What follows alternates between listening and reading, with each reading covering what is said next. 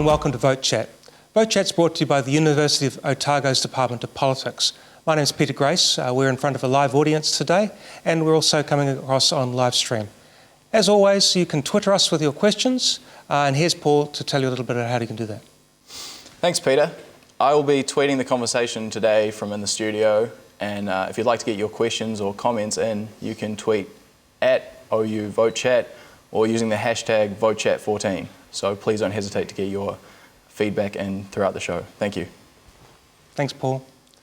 We're joined today by David Parker, who is the Deputy Leader of the Labour Party. Oh, God, I'm not going to do this all day, I hope. And Liz Craig, who's joining us from Clutha Southland electorate. And so we've got a big show today. It's an hour long. We're going to allow 45 minutes for David and then another 15 minutes for Liz at the end of that. So a bit of switching at halfway through. Thank you, David, for joining us. My pleasure. Apologies Thanks, for the misnaming. That's all right.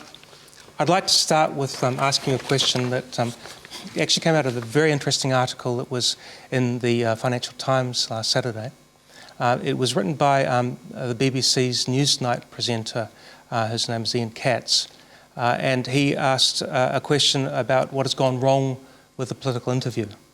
The article was called The Death of the Political Interview, and it went a bit like this. He said, interviews have tended to become a series of statements planned for delivery, irrespective of the question which had been put. The technique has gradually brought about the decline of the major television interview. It is now really a dialogue which could be helpful to the viewer. And he said, for the most part, interviews with front benchers are an arid, ritualised affair.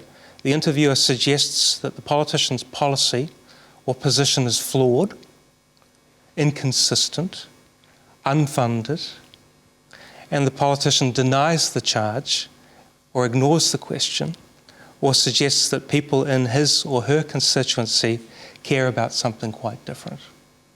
What's your take on that? I think there's something in it, actually. I do a lot of interviews where they're incredibly superficial. And if you get a superficial question, I can give you a superficial answer. And if you don't leave yourself room to drill down into the substance, you'll never get there. And I also feel if I try to start with an answer of substance sometimes, it's very quickly you're talked over to go to the next point that the interviewer's already got on their sheet. I think it's partly born of the time that's allocated to some interviews and you know, this sort of desire to score points rather than to elucidate facts. One of the issues, of course, is timing, and the grace of Vote Chat is that we have 45 minutes to spend, so we're going to give you plenty of time to talk about the things you want to talk about today.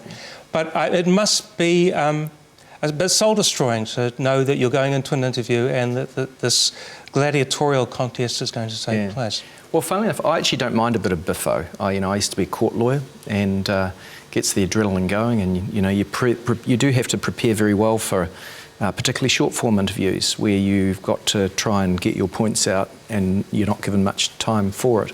But if time becomes so constrained, then it actually, rather than it being a conversation where I have a bit of time to get my points out, the interviewer has the time to drill down the issues that are important to the interviewer or that the interviewer thinks might be weaknesses in my position. If you don't actually have the time for that, it does turn into slogans. And the gotcha politics is, that's a fashionable term at the moment, and there is something in that. I was in an interview recently and I was being asked about immigration policy, and I was trying to make a point about not being so convinced that in a world where you've got a declining demand for labour, the answer to New Zealand's economic problems is to import a lot of extra labour, particularly for low-paid jobs. And one of the first words that came out of my mouth was low-value immigrants. Now, I immediately knew as I said it that it should be low-value immigration. But immediately the interviewer was, gotcha. And I had to shout over the interviewer 3 times before I got the point out. Because and then it was subsequently reported as being a gaffe, and it was a bit of a gaffe, but it wasn't a big gaffe. It's not just political interviews on television, but political reporting in newspapers. You see an awful lot of photographs of where the politician's been caught unawares and is frowning or grouchy, or it's a lot easier to report opinion than it is fact.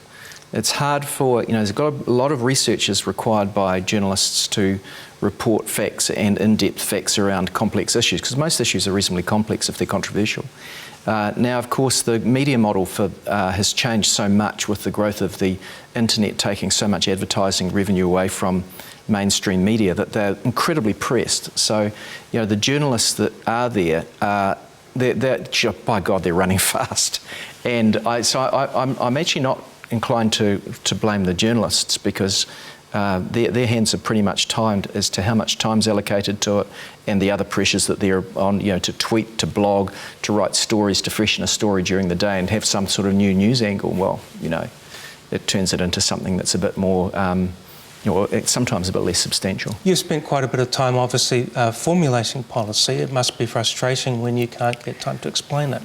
Yeah, no. I mean, I try not to get frustrated, actually. I think the better response is to laugh at the absurdity of it. Otherwise, you'd wind yourself up a bit. I think despite that, I think that there are some very good interviewers in New Zealand. I think, for example, the debate about whether we should have a capital gains tax has improved hugely over the last 4 years, although I'd have to say in the last week there's been some pretty superficial attacks upon it which haven't been grounded in fact, and they seem to have been driven by gotcha moments rather than the media trying to present what is the accurate position, because often the accurate position's been out there for 4 years in written form if people cared to read it, including some of the journalists.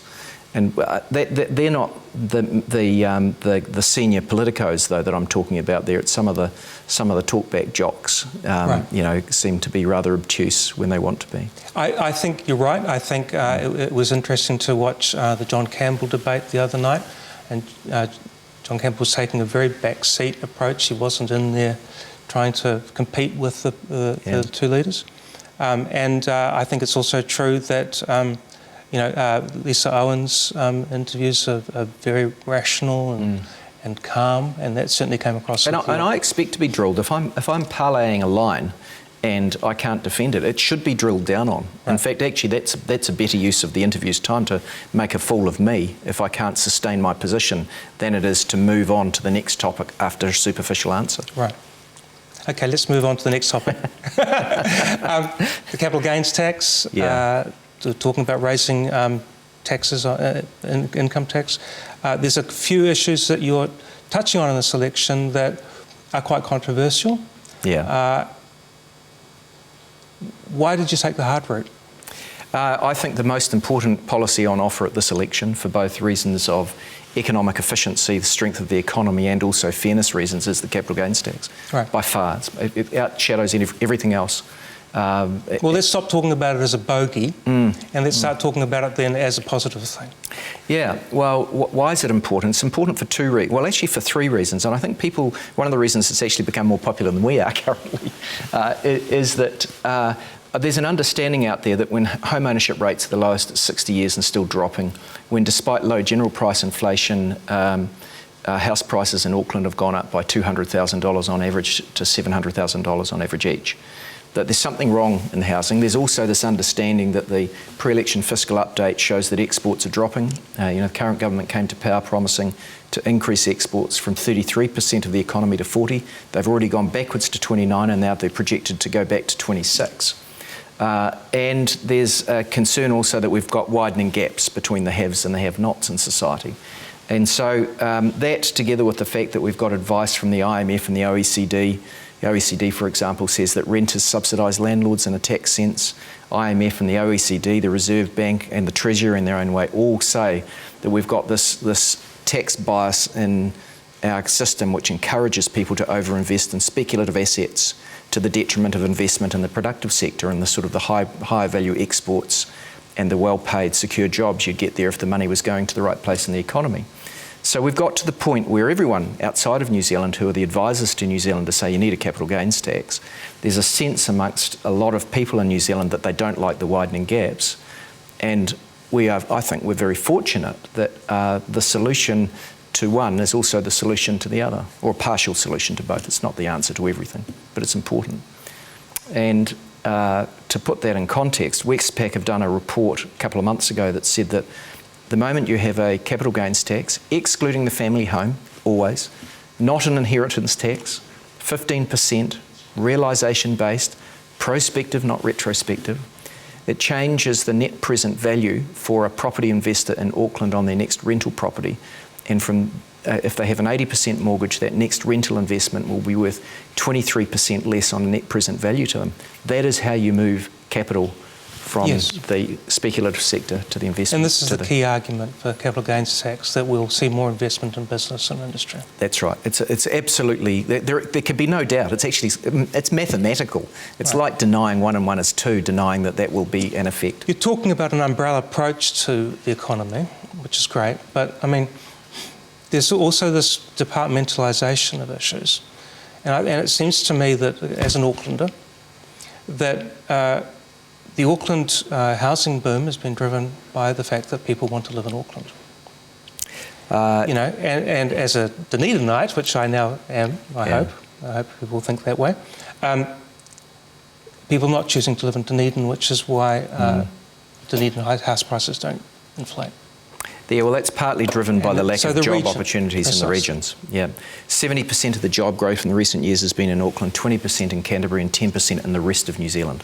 Well, so that Wellington, you can buy an affordable house in Wellington compared to Auckland. Yeah. So again, I would say, you need policies to grow the regions, and we've got a number of regional development policies. But those policies, in my opinion, are not as important as the capital gains tax, because the overinvestment in rental property in Auckland comes at the opportunity cost of investment in the productive sector. And we've got forestry closures. We are exporting greater and greater proportions of our produce from our forest in raw log form. And so we need to invest more in improving productivity and forest processing. In some ways our economic plan is quite simple. We need more of our own capital through Universal KiwiSaver. We need to make sure that capital is allocated properly, not on the basis of tax advantage for speculation in property, but on the basis of profitability of venture. And capital gains tax is really important there. And then we need to push from volume towards value through research and development tax credits and encouraging investment in the likes of forestry equipment. Now, when we announced that package, plus a bit of government procurement for government buildings, focusing on wood frame buildings, one of the sawmills in Rotorua said, give us that policy mix and we'll invest another $100 million in our factory. That's how you lift productivity and exports, and through that, wages. The sawmills issue is obviously a problem down here. We're seeing lots of them closing. But where are the other places where you can see that research and development will make a difference? Across the economy. I'm not a person who thinks that a government official should sit in an office and determine what research and development is worthy and what isn't. So long as it's qualifying research and development expenditure, it should be incentivised, as other countries do. New Zealand's private sector research and development is a fraction of what it is in most developed countries that are doing better than us. I wouldn't say that New Zealanders weren't entrepreneurial, but we do have a reluctance to invest in our businesses, which is the reason why we have so many small ones. How would you change that attitude? Because I come from an advertising background, and advertising is the first thing to get cut in a recession. But it takes a long time to persuade clients to get back and start spending money again. We get into the habit of not spending money. We are a very creative people. We're also a very well-educated people, and we're a trading nation. Why don't we invest enough in our businesses? Actually, it's partly a capital allocation issue as opposed to a capital accumulation issue, although the two are linked. And it's because we're encouraged to invest in asset classes that don't improve productivity. Why do the Australians own their banks plus ours? It's because they save better. Why do they own so many New Zealand corporates? They've got a very high rate of owning the New Zealand corporate economy now, and it's a combination of the fact that they save more, and they've got a tax system in Australia which causes them to invest in productivity rather than trying to kid themselves that they're going to get richer selling houses to each other or farms to overseas. It's another interesting, and I know this is sort of it's statistics galore here, I'm sorry, but No. when Australia introduced their capital gains tax, they had lower rates of home ownership than New Zealand. Now they've got higher rates of home ownership than New Zealand. Their home ownership rate's dropping, but it's dropping at a slower rate than ours. And it's further proof as to why we need this for fairness reasons. I'm personally very sure. Were you persuaded over a period of time that capital gains tax was the right approach, or was this something you've always believed in? I've long believed it. I came from a business and law background before I was elected, and I've seen in my working life, which is, you can tell from the colour of my hair, it's pretty long. Working life, and I would claim to have, I've had my mishaps in business, but I've also had some successes, and I've taken companies from start-up to the main board of the stock exchange, wide range of companies, and I've acted as a lawyer for very wealthy people in my career, and I've seen it's so obvious that so many of the wealthiest people in New Zealand have made money out of property investment, and they're incentivised to put ever more money into the property-related sector rather than into the productive sector by a tax system. And all I want is a neutral investment signal so that they invest chasing profitability rather than tax advantage. I think we know that this growing gap between the rich and the poor dates back to 1984. And the neoliberal policies that were put in place by Roger Douglas and David Lange and his crew, and that were maintained over the last 30 years by both National and by Labour. Do you agree that is a fair summary? I think it's a little simplistic in that the Lange government took over a country that had enormous budget deficits, compounding out of control, and so there was some need for some structural reforms. And the labour market reforms, changes, were actually a product of the subsequent Bolger government. I think a mistake was made by both sides of the political divide in those decades, though. Yes, there was a need to open New Zealand to competition, and every country in the world's facing the consequences of globalisation, and we couldn't avoid that either. But we tried to take a low capital route. We convinced ourselves that by working ever harder, and putting downward pressure on wages, which was what the effect of the labour reforms of the Bolger government, we would somehow be able to compete with China or other Asian companies with high labour content goods. We didn't do what the Australians did, which was take a high capital route through more work-based saving, through getting the tax signal right and investing more in their businesses. So I think we've been sort of chasing ourselves down a blind alley there for quite a while, and that we're actually not going to either deal with this economic underperformance, and we're not the worst performing country in the world, but we could do better. Growth rates now projected to halve from 4% to 2%. We can do better, and we really must apply capital so that we improve productivity and lift exports. Paul on our Twitter desk has got a question from Twitter. Paul. Thanks, Peter. Yes, there's been a question from Keely Shaw, NZ, and the question is, David, how will Labour make our tax system more progressive? At the moment, the highest rates of taxation are paid by middle-income New Zealanders, not wealthy New Zealanders. When you take into account GST, and of course GST is a higher proportion of income for people who are low and middle income than it is for high-income people who save more, and there's no GST on your savings. Secondly, New Zealand's tax system means that a lot of income earned by the wealthiest which is incentivised to be in irregular capital gains, which are not taxed by and large. So at the moment, the biggest hole in New Zealand's tax system is actually the capital gains tax. It is the most progressive policy on offer this election, as well as being the most important for the structure of the economy. In America, 60% of the capital gains tax is said to be paid by the top 1% of wealth holders. Same in Canada. In Australia, 60% of capital gains tax is paid by people on incomes over $180,000. That is the single most thing you can do for progressivity. We've also said, and we need to do this to balance our budget, because although capital gains tax is really important and changes the investment signal overnight, it doesn't gather a lot of revenue for a start, because it's realisation based rather than accrual based, so it only applies when people sell things. So in order for us to balance our budget and run surpluses, which we're committed to doing, we increase the marginal tax rate on incomes over $150,000 but from 33 to 36 cents in the dollar. So both of those are progressive moves. We also tidy up a loophole with trusts, and trust income through trusts also moves to the 36 cent rate, so we don't create an arbitrage opportunity for wealthy people between their personal rate and the trust rate. Well, I'm glad Kelly asked that question because I think it's very much what we're talking about. Yeah. And it seems that you're talking about a correction. Yeah. You're saying that things have gone perhaps too far in terms of the gap between rich and poor. I definitely believe that. It's And my driving force in politics. That, I want a prosperous country where the gaps don't widen. This is the bit where I see us coming unstuck. Because National traditionally champions the businessman, Labor traditionally champions the working man. A lot of people will say that those divisions are no longer relevant, that there's no left and there's no right any longer, that we've got two centrist parties.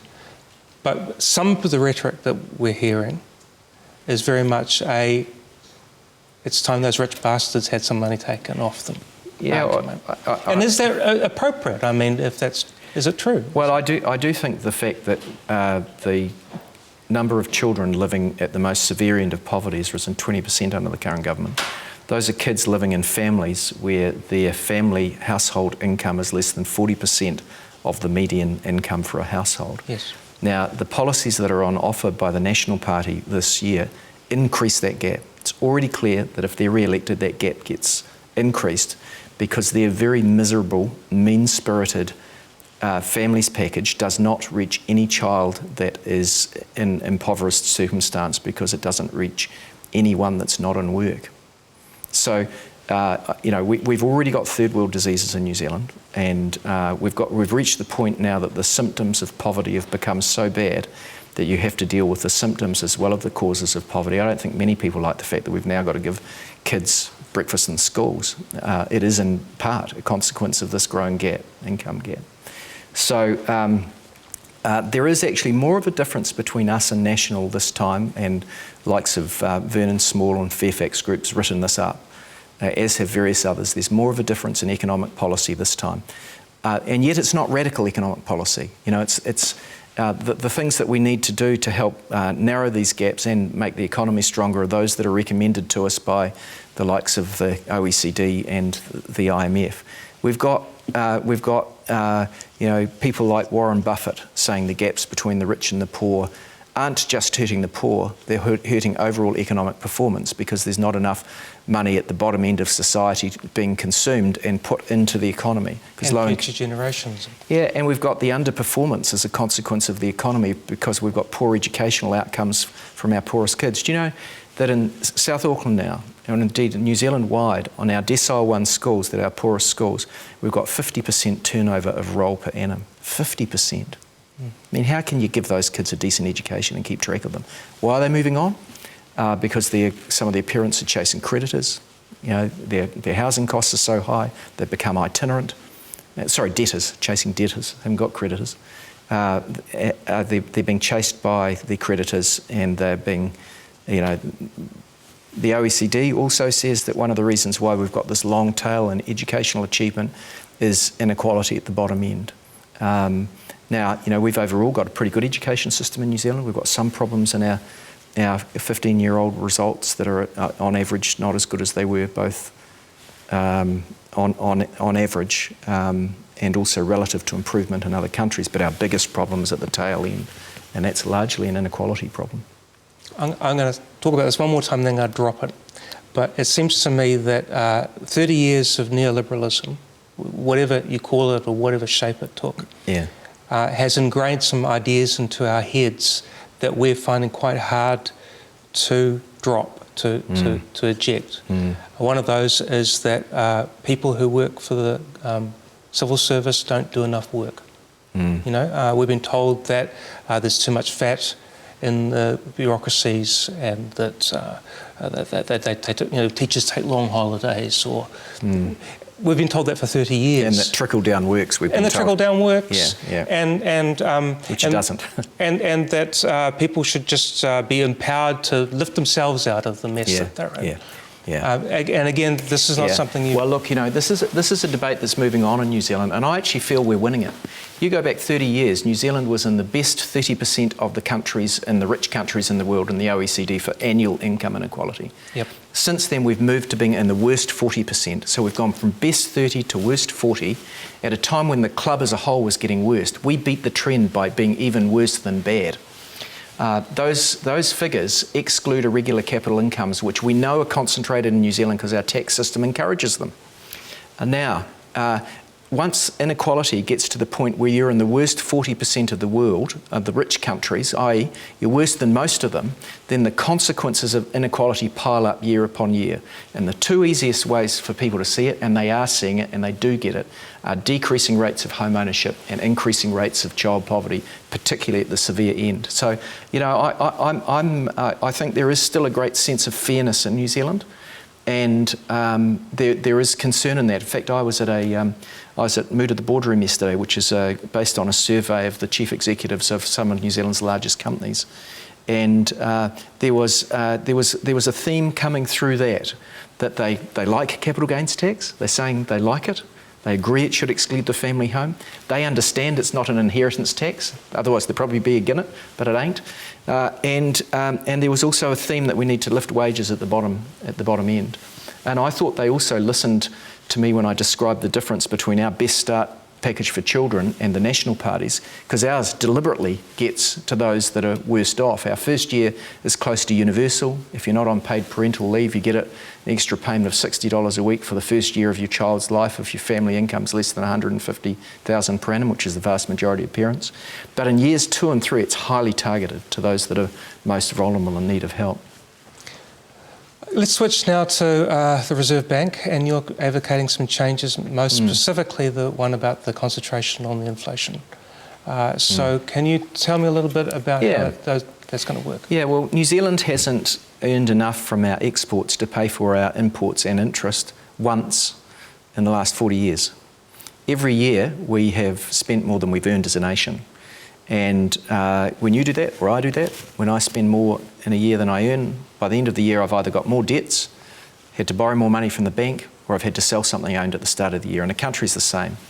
Now, except to the extent that this has gone into capital expenditure, it effectively means that the balance sheet of our country has been eroded. Now, how do you overcome that? Well, you come back to the most important things that I've already said. You need the money going into improved productivity instead of into speculation. But in addition to that, we're convinced that we've got to do something about our overvalued exchange rate. And you can't, or you shouldn't think that you can beat George Soros. Even the Bank of England proved that you can't do that. But the fundamentals of our system are that we now have entrenched higher interest rates than our competitor nations, and we've got a currency that is one of the most overvalued in the world most of the time. We also have very high foreign ownership, of course. That's right, and we have high foreign ownership, which is a consequence of that long external deficit every year being plugged by more sale of what used to be New Zealand owned to overseas owners. So we've formed the view that amongst the other things that we need to do, we need to modify monetary policy. Now, we're not chucking out the obligation to control inflation because we recognise that inflation is overall the enemy of the poor.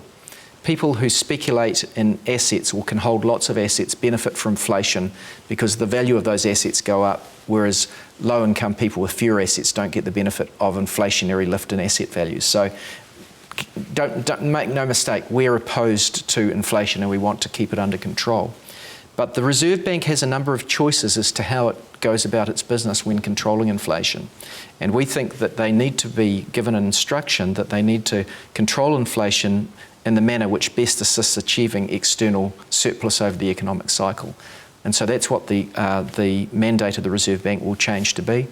And we're giving them various other tools. We're also making it the point that during the transition to higher rates of saving in New Zealand through universal work-based saving, gradually lifted 0.25% each side, so it gets to a total of 9% of earnings, which is where they're already at in Australia and going higher, there will be less consumption pressure in the economy because people will be saving instead of spending some of that money.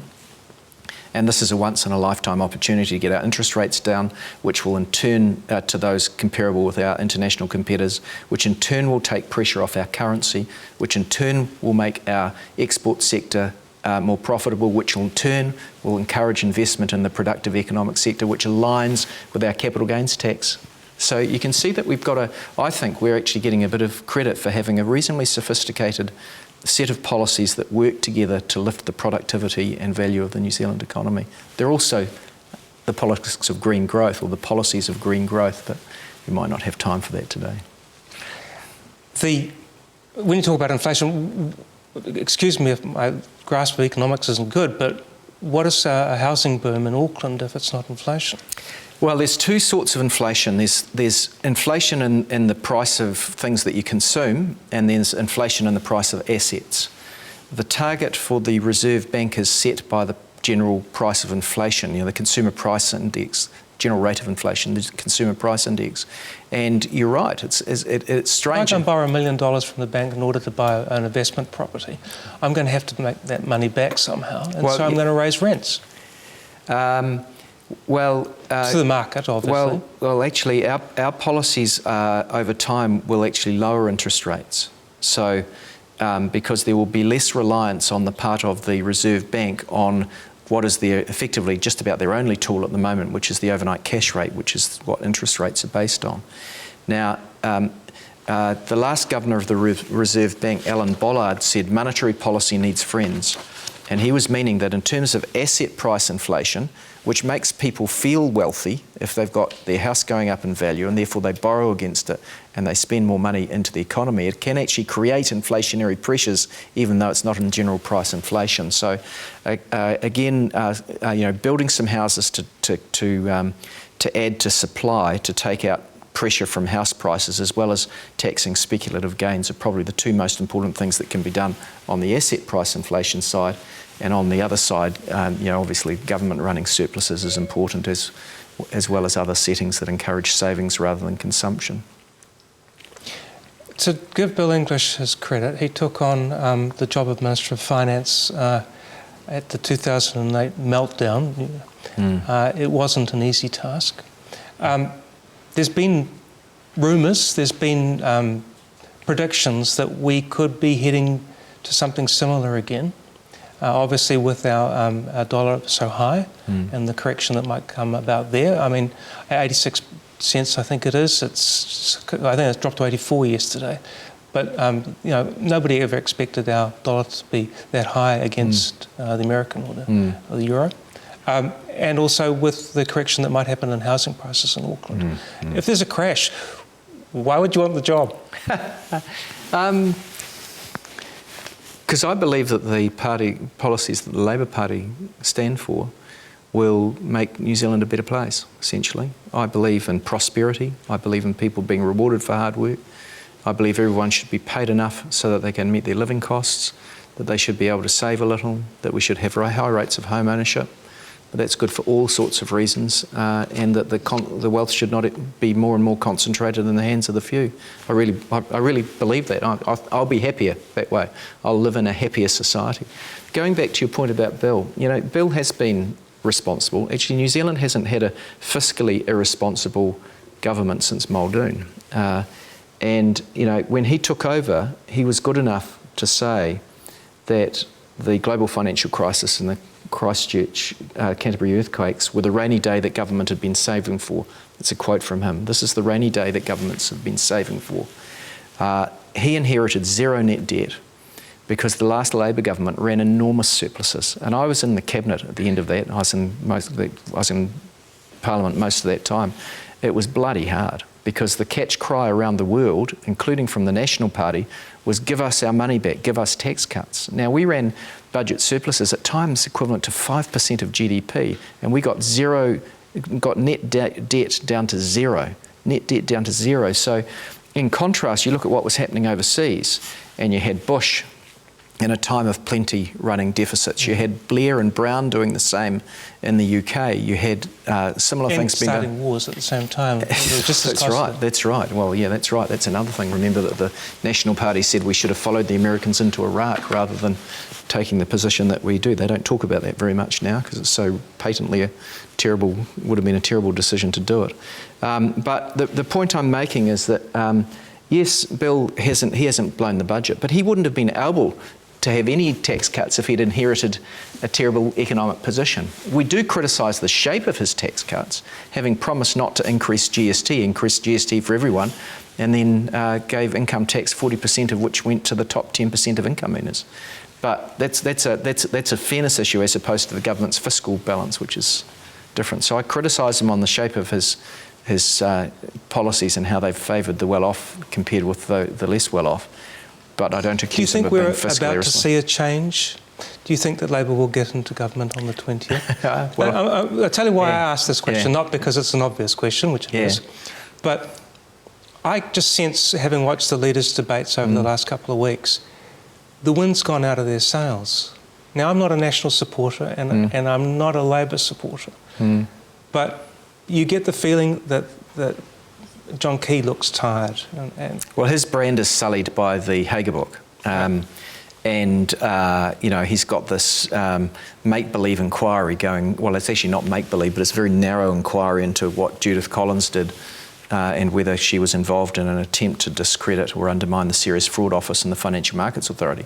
It's a small part of the overall, the controversy. Still hasn't been proper inquiries to whether the Cabinet Office advice was misrepresented by the Prime Minister in respect of Aurovita. I do not believe that the Cabinet Office said that her conduct, where she had a pecuniary financial conflict of interest, where she allowed her family's financial interests to conflict with her ministerial duties when she was out there promoting Aurovita with a Chinese senior border official who they won't even name.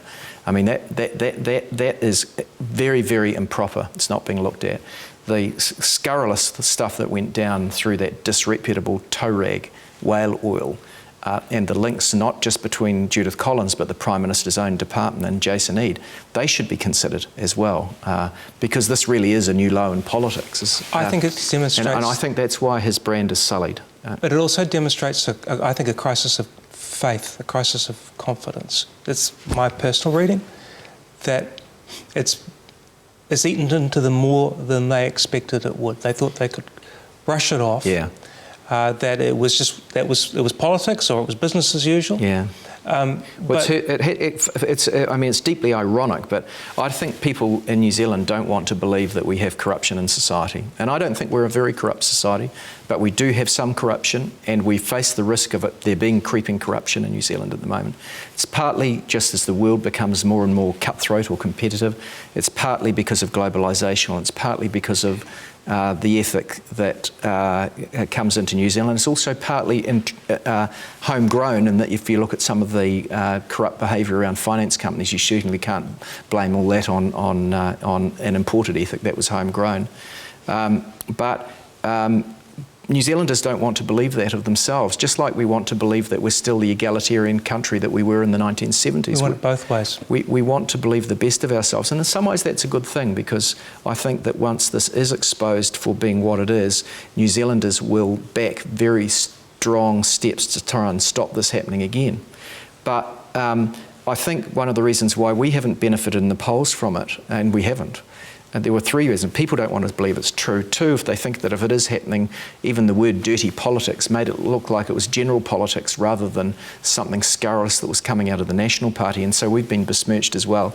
And then thirdly, for 2 weeks in the election campaign, we couldn't talk about the widening gap between the rich and the poor, about how exports are going backwards, and about how we need a capital gains tax. So for those three reasons, it didn't actually work in our interests. Having said that, I would have been absolutely shocked if an injunction was given to stop the publication of those emails, because it seems to me that irrespective of how those emails came into the possession of the media, they have a public interest choice to make as to whether they publish them. And if they think it's in the public interest to expose corrupt behaviour, even if it came as a consequence of hacked emails, that's actually the role of the Fourth Estate. And even though it hasn't been in our political interest that that's been our diversion, I absolutely defend the right of the Fourth Estate to take that decision. Okay, we are running out of time. I've got a Twitter question that Paul's going to address, and then I'd like to come back and ask you something following up from that. Thank you, Peter. So we have a question from an email. It's rather cheeky. A Labour-led government will require a coalition with the Green Party. Given that, are you okay giving up the Deputy Prime Minister role? Absolutely. Absolutely. You know, I've only got so many more years in politics. It's a hard life. I don't want to spend the rest of my life doing it. But I do want to make the changes that I've had some hand in developing, which is our current policy platform. And for me, that's actually what I'm in it for. So you have finance and give up the deputy? Yeah, we've said we'll keep finance. Yep. You know, the main party that's elected always keeps finance, and it'll never change because you want to David, control. are you too nice a guy? Because I get the impression that you keep saying that's okay. I won't do it. You know, you did that with the leadership. Look, I've got an ego. You've actually got to have quite a strong ego to survive in politics because it can be a pretty brutal business at times. And I'm certainly no angel, but I'm in it to make the changes that I believe in, and actually titles never worry me. I remember my first job, I was at Wrightson NMA, and I was an office junior there before I went to varsity, and everyone had these highfalutin titles, and a good friend of mine, Shannon Cairns, who sadly died a few years back, he wrote this sign for himself, computer input controller. This is in the early days of computers, and there was a mainframe upstairs, and that was because the things got delivered into his tray and he had to physically take them upstairs to the computer input operators. And I learnt from that moment on that titles don't matter. Right. It's what you achieve. Okay. And so come the 20th, you're looking good? You're confident that everything will fall into place? Because there's an awful lot that does need to fall into place between now and then. I mean, we're in with a shot. We're obviously behind on the polls. It's pretty obvious that we need to have an arrangement with the Greens and New Zealand First. New Zealand First might choose not to go with us. I think the worst of all outcomes would be if Colin Craig from the Conservatives was elected. You know, he currently stands for a tax-free zone of $20 million and a $20,000 per person plus a flat tax rate of 25 cents in the dollar. He should be asked, is he going to cut health, or is he going to abandon superannuation? Because he sure as hell can't afford it with those policies. So now that he's within, it's possible that he is elected, he needs to be asked those hard questions and held to account on those things, because otherwise we'll get another, I was going to say nut bar party, and I don't mean to accuse him of being a nut bar, he's not, but we'll get another fringe party into Parliament that's not being held to account. There's one thing that he has, I think, neglected to mention, which is that most of his candidates have stood before as Christian Heritage candidates. Yeah. That party is a rebranding, in my view, of the Christian Heritage Party. Now, I don't have any issues Garth with McVicar that. runs with the Hares. He stands for dreadful things, and I'm happy to call him dreadful. He was a hypocrite in respect of David Garrett. David Garrett, who was a prominent member of the Sensible Censoring Trust before he moved across to ACT and stood for the ACT Party. Was subsequently shown to have railed against short sentences and name suppression when he got both himself after he was found to have stolen the identity of a dead baby in order to get himself a false passport. I raised those issues at the last election, and Garth McVicar was on my case suing me for defamation. I dislike hypocrisy in politics. It's very important that the media call them to account, and they should be drilling down on some of the inconsistent positions taken by Garth McVicar and the absolutely fiscally irresponsible position being taken by the Conservative Party that they pretend you can have a $20,000 tax-free zone and a flat tax rate above there of 25 cents in the dollar and still have health services and superannuation funded by the government. Mm. At least with Winston Peters, he may shift the goalposts, but you can actually see him shifting them. You know, Yeah. there's Yeah. not an awful lot of that's hidden. Winston won't show his hand before the election. He said he won't. He never does. He's backed national governments before. He's backed Labor governments before. He'll tell us after the election. But of course, you know, that's MMP. There's nothing improper in that. And in many ways, that's one of the good things about MMP, I think, is that at least you get not so much the negotiation side of it, but you get lots of points of view. I know that people are criticising Internet Mana and what's going on there, and I don't like it either.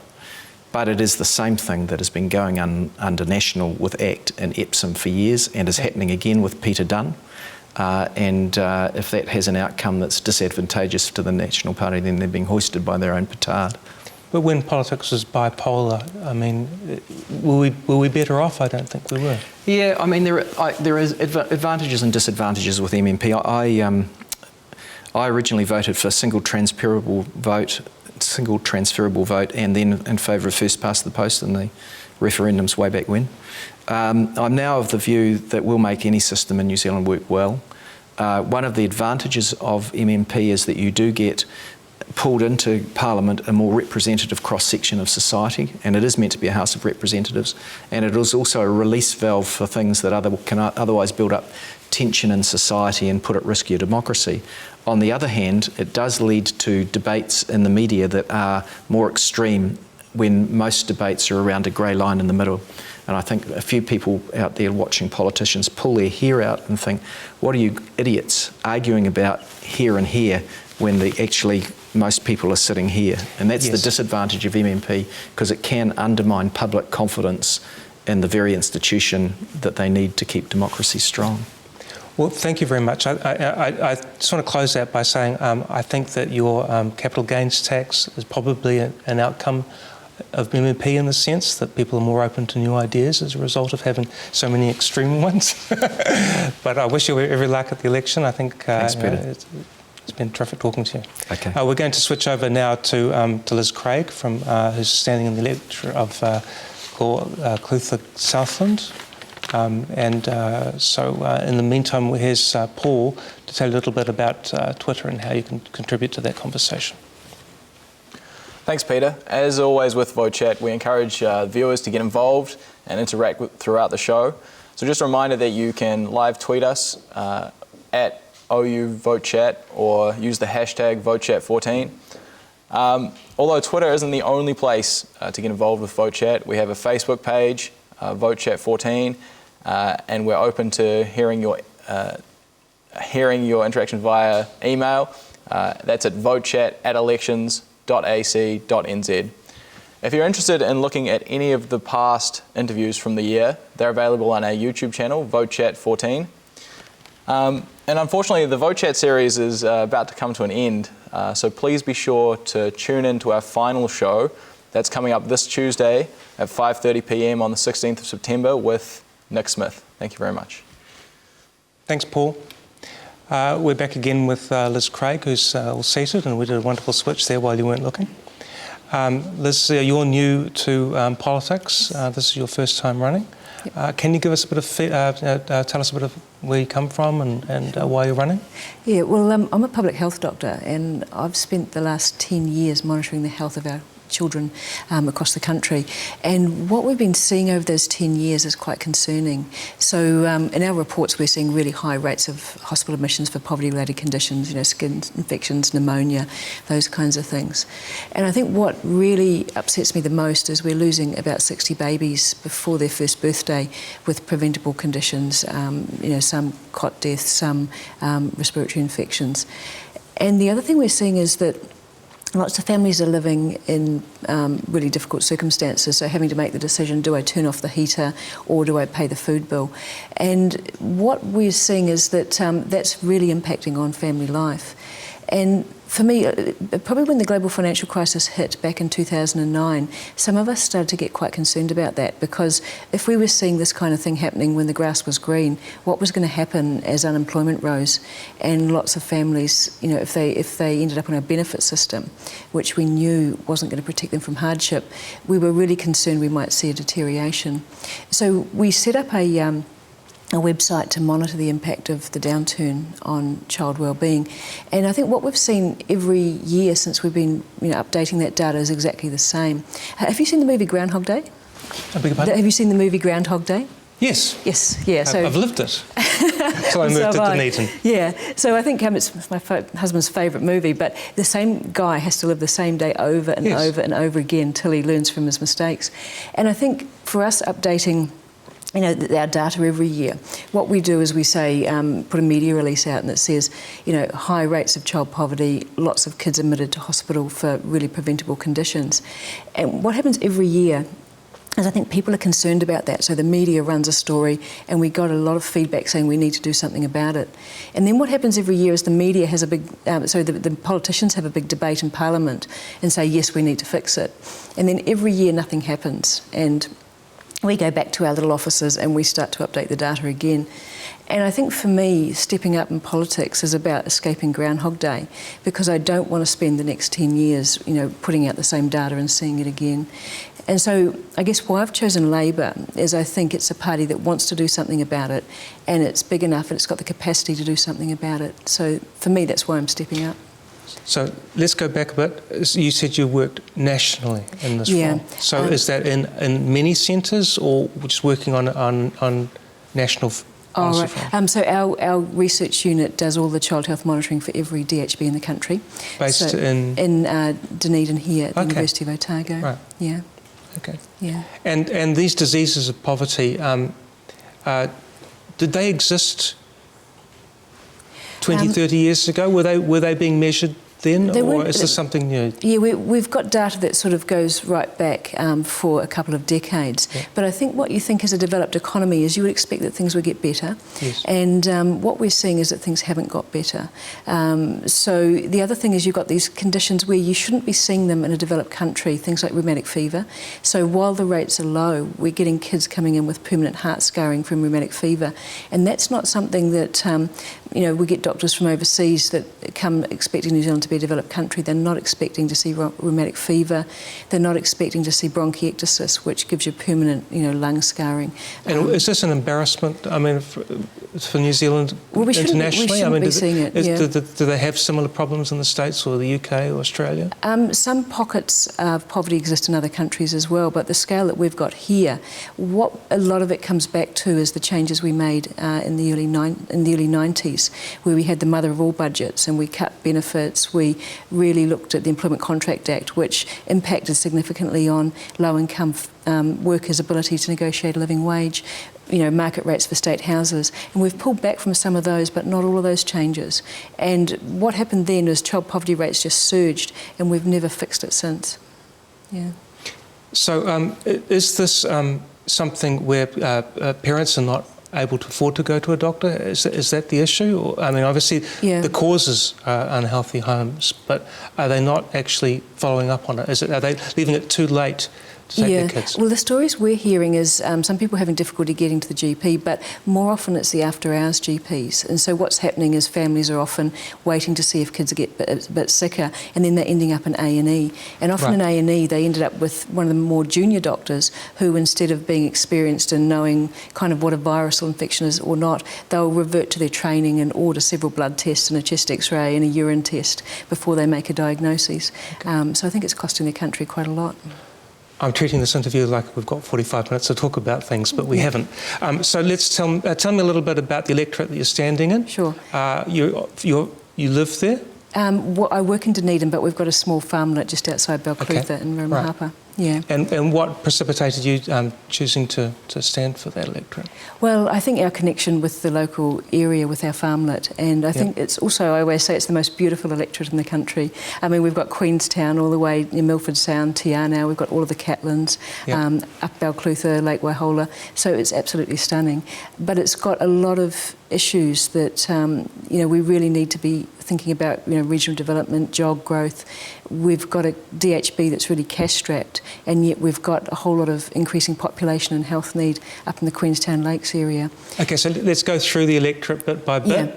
I think enough of us are conversant with it on the map to be able to work it out. We had Todd Barclay here a few weeks ago, and he said that it was a pretty homogenous sort of a electorate, that people were much the same. Would you agree with that? No, I would actually disagree with that. It's very, very diverse. So if I've spent a bit of time up in Queenstown, and what we've got there is a really growing population, and we've got a lot of affordable housing need.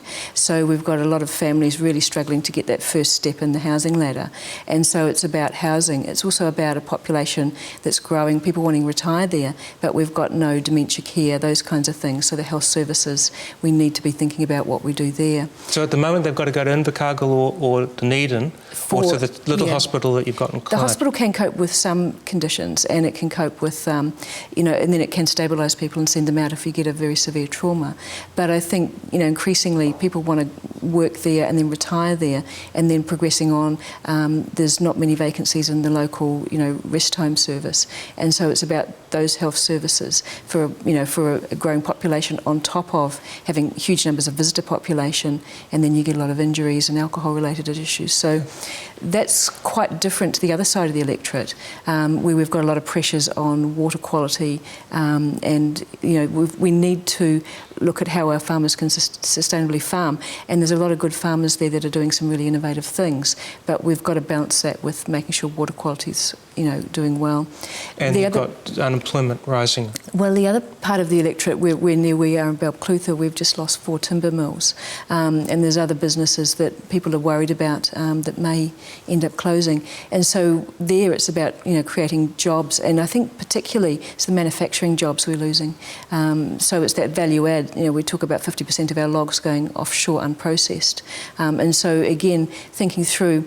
But from a Labour perspective, we've got a lot of really innovative policies in each of those areas where I think we could really do some really, in terms of affordable housing up in Queenstown, in terms of our timber policy and manufacturing across the east side of the electorate, in terms of our water policies across all the dairying areas. Does Gore Southland have a common identity, or is it just some strange geographical electoral thing? I mean, do people in Gore have any empathy for what's going on in Queenstown and vice versa? Or? Well, I think we're all Southerners, but I think our needs, thinking for me as an MP trying to advocate for different communities, I don't think that there's a general issue I would advocate across the whole region. I would look at what each community's needs are and then work with those issues. Right. Yeah. Now, the Southland Times once said, I think beautifully, that the people of Gore Southland would vote for a gumboot if it was a blue gumboot.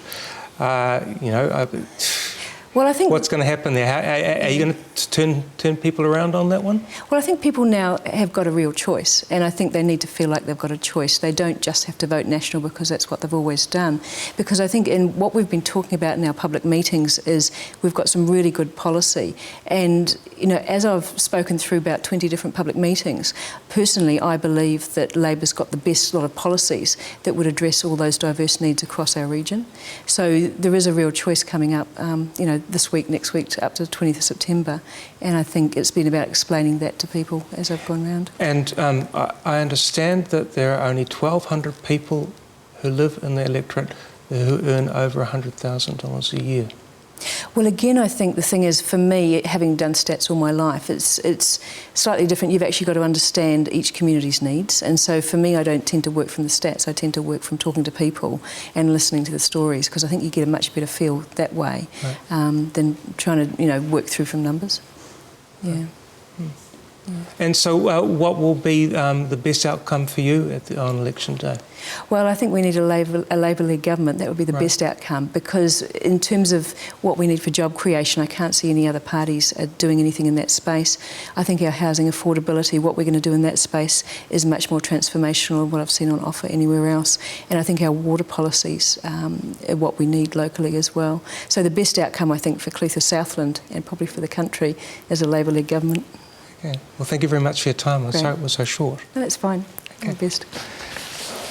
Well, this is the penultimate vote chat for the series. On Tuesday, we're going to be joined by Nick Smith, who's the Conservation Minister, and he will be joining us from 5:30, and Nicole will be taking that interview. So please tune in for that. Once again, I'd like to thank our researchers who got so involved with the questions for today. I'd also like to thank our crew, who seldom get acknowledged and are rather wonderful. And I hope you'll join us again at 5:30 on Tuesday to see next Myth Talk.